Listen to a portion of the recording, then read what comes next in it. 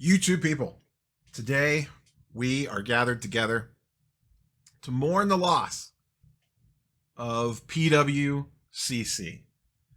We had a close call a few years back. They were booted off eBay, and we thought maybe that would be the death. But they went to the hospital. They did a little rehab. They came back bigger and better than ever. Or did they? They had financial troubles. They needed help. And they reached out to one Mr. I love to buy distressed assets, Michael Rubin. They were gobbled up by Fanatics.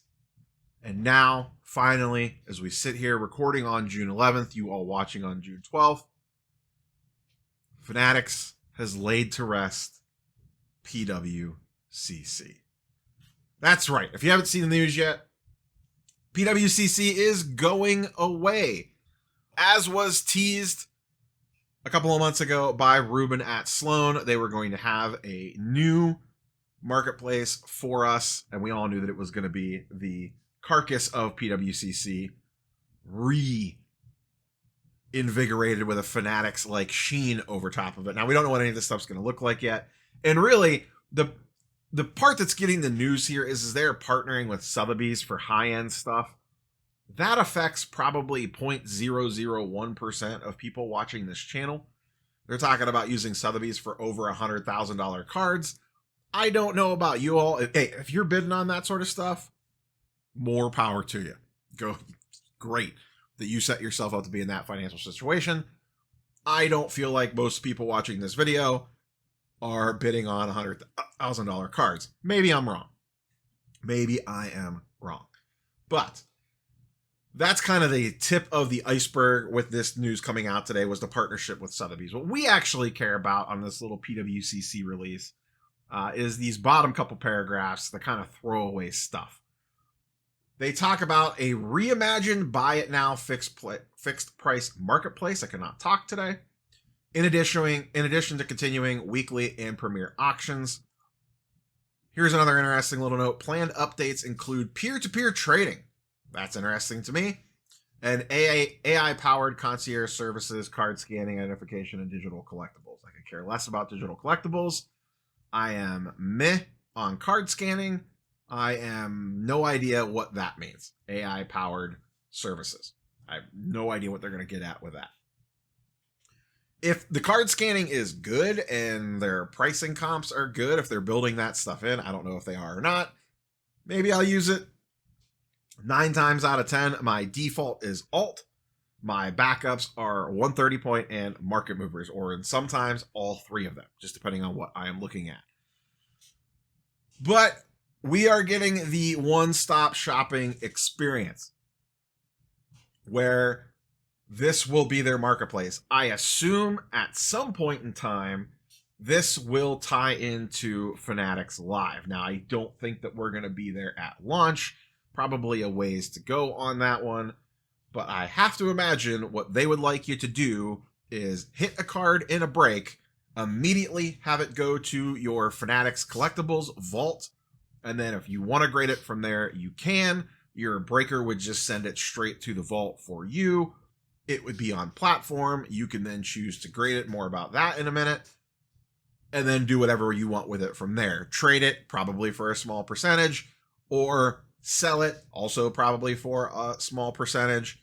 Who knows how all that stuff will play out, but you can guarantee Fanatics will be making money off of it.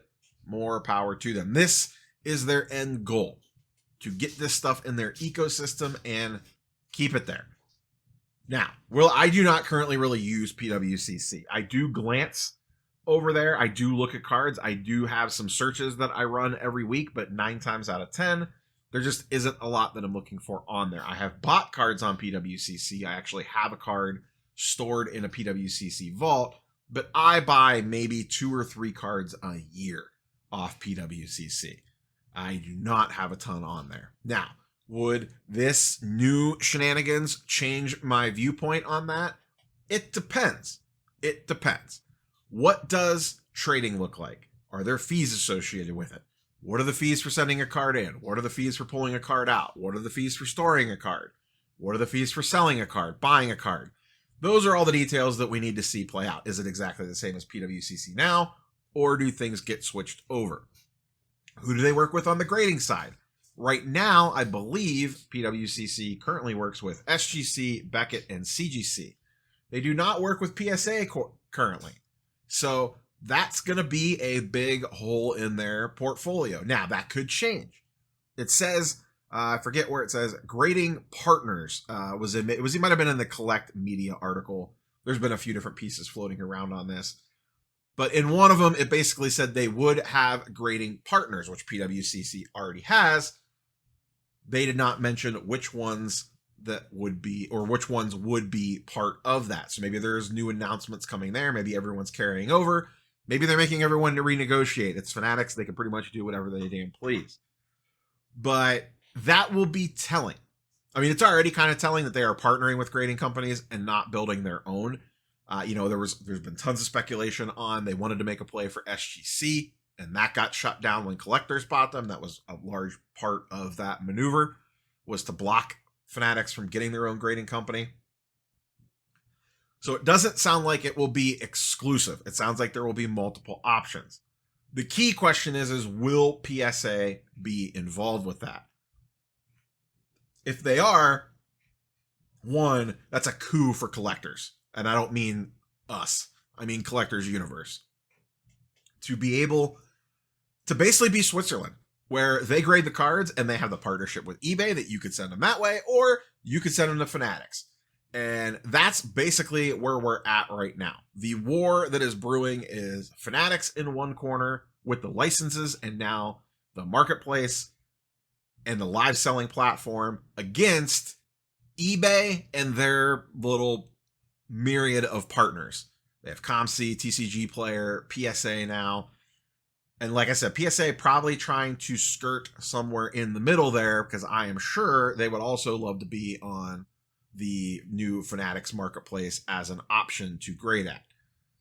That would be a coup for them if they could pull that off. And from actual collectors, like people that buy and sell cards, that would be good for us as well. I mean, it is what it is. PSA is the most liquid and commands the most resale value. It would be nice if they were available to grade with on that platform. So then if you're buying into breaks, or listen, I think we all know where this is probably going to be going eventually, is I have to imagine on a whiteboard somewhere in an office in the Fanatics headquarters is a concept for their version of EPAC.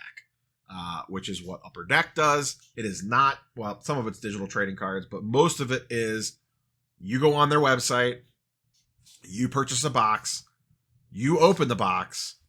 They are physical, real cards that go into your EPAC account, which in Upper Deck's case, you can then transfer those to ComC to either sell or ship home, or you could leave them on the EPAC platform and transfer them to people that way and trade them. I have to imagine Fanatics would love if at some point in time, as you're all listening to this, Series 2 comes out today, that you could log on. I could be sitting at home or sitting in my office and be like, you know what? I just want to rip a box of Series 2. I'm seeing everyone talk about it on social media. There's these dumb Jackson Holiday short prints. There's all this other nonsense. There's this Wemby auto. I want to open a jumbo box right now. And you log into the Fanatics app, and you go to EPAC or whatever they call it, and you click Series 2, and boom, you open it, and they probably have some cool pack opening animation that makes you feel all special on the inside, warm and fuzzies and little explosions and pixels flying out and all sorts of things, give you little tingles in places. You'll open up those packs. It'll be some semblance of opening up a pack on a phone. But the difference is you will have those physical cards in your Fanatics Marketplace collectible, whatever they're going to call this thing, account that you can then do with as you so choose from there. If you want to ship some off to grading, you can. If you want to sell some immediately, you can. Or what EPAC does is they have achievements. You completed the set of Top Series 1. You get an achievement card. Oh, you completed 10 sets of Series 1 or Series 2. You get an achievement card. Oh, you completed Series 1 and Series 2? You get an achievement card. And there are typically a limited number of slots of achievement cards. Some are open-ended, some are capped, some have date ranges. It just all depends. Some are way harder to get than others. Oh, you have a complete rainbow foil set of Topps Series 1 or 2. Oh, you have a complete golden mirror set. You get this super crazy thing. 100%. I don't know that it'll be this year, next year, or 2 years from now, maybe even longer. That will be a thing. I shouldn't say 100%, 99%. I have no confirmation on that. That's just me reading the room and understanding. Imagine if they could sell a product direct to you where you open it up and all the cards stay on their platform. Remember, we talked about this about a week ago with the whole ecosystem and the green arrows and all that stuff. They want to eliminate the steps in that plan and keep the green arrows moving in like the recycle circle. Maybe I'll do a separate video on that to illustrate it to y'all. But I have to imagine something like that is coming. This, though, at its launch, is probably just going to be a reskinned PWCC with some Fanatics fancy pants all over the top of it. But I have to imagine, in the long run, this is going to be the keys to the kingdom. This is their gateway. This is the thing that everything else is going to be built on top of. Fanatics Live integration, if and probably when they ever have some sort of EPAC integration, integration with grading, integration with buying, selling, trading.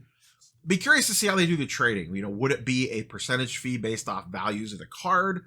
Would it be a thing where, you know, I'd be open to, depending on how it worked and if there was enough users on the platform, maybe you pay a subscription fee. Hey, you pay us $5 a month and you're a pro member. And because you're a pro member, you get to make 10 trades a month or unlimited trades per month or something like that. I have no idea, but I have to imagine that that is something that they're looking at too, is how do you monetize the trading? Maybe it's free. Maybe it's an enticement. Hey, for the first year, trading is going to be free on the app to get people to use it and get used to using it. And then you roll out a charge for it. Whether it's, I don't like percentage based on the trades. I think that's what Veriswap does. I've never used Veriswap.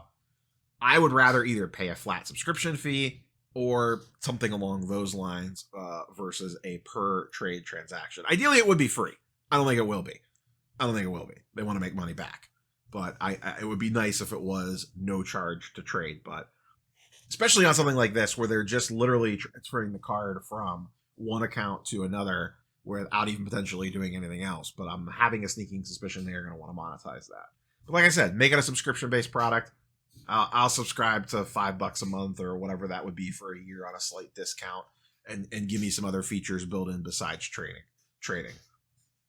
So this is what's coming. We will see what this thing looks like. And like I said, I don't know that we're going to get the full picture immediately. I have to imagine they have some pretty big plans for this thing laid out that we will be looking at in the near future. As Fanatics, like I said, it's pretty much them in one corner, eBay in the other corner, collectors universe kind of straddling in the middle, and then a handful of other companies and not a handful of other companies, all the other companies kind of floating in no man's land, just stuck between the big boys, you know, trying to just grab whatever little piece of the pie that they can get while the three big fish fight over everything.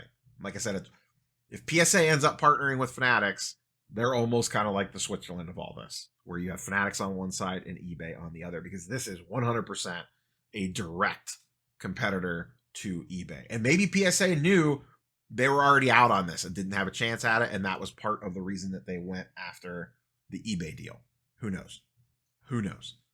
And like I said, the Sotheby stuff, that really doesn't affect most of us. Cool, a high-end place for you to sell your big boy cards that, you know, 0.1% care about. Great. Don't care. That's not for me. So, as always, curious for your thoughts and comments down below. We will catch you boys and girls on the next one. Peace.